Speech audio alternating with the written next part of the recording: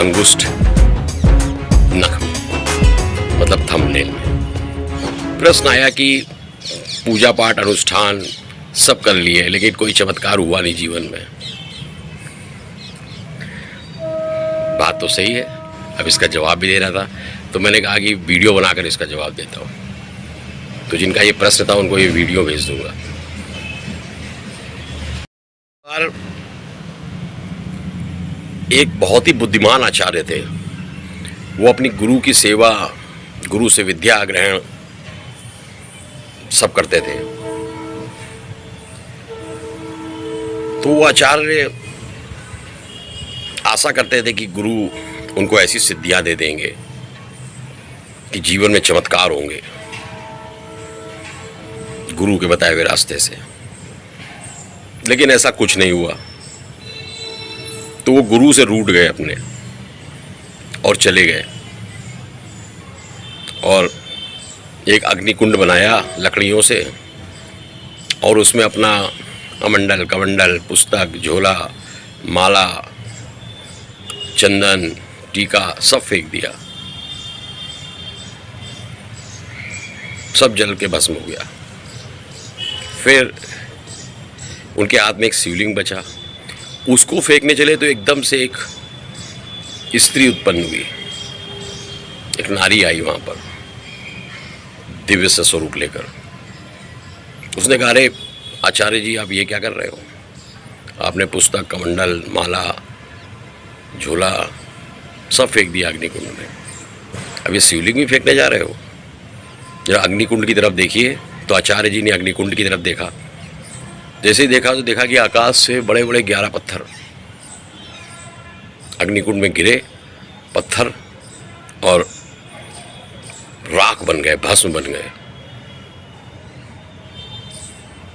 तो ये देखकर वो चौंक गए। उन्होंने जब पलट कर देखा तो वो जो दिव्य नारी थी वो वहाँ नहीं थी। अब वो उनको कुछ समझ में नहीं आया, उनका ये तो बड़ा मैं दुविधा में फंस गया।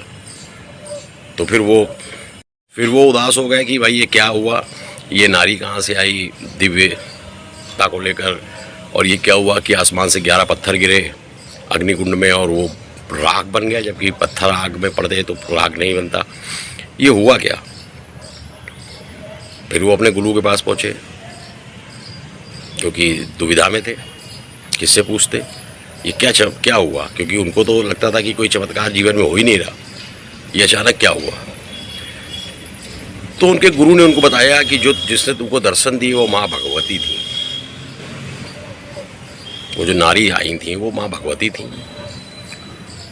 और जो ये पत्थर ऊपर से गिरे थे अग्निकुंड में और भस्म हो गए वो तुम्हारे 11 पाप थे। तो तुमने अब तक जो पूजा पाठ अनुष्ठान किए उनका फल से ही ये पाप, जो 11 पाप तुम्हारे थे पिछले जन्मों से या इस जन्म के करते चले आए थे, वो सब नष्ट हुए। तो तुमने इसलिए सब कुछ जला डाला कि कोई लाभ नहीं मिल रहा, तो उसी लाभ स्वरूप तुम्हारे पहले पाप नष्ट हुए, क्योंकि जब पाप नष्ट हो जाएंगे पूजा पाठ अनुष्ठान उपाय से, उसके बाद चमत्कार होगा। तो गुरु ने उनको फिर से उनकी पुस्तक, माला, कमंडल सब कुछ वापस फिर से दिया नया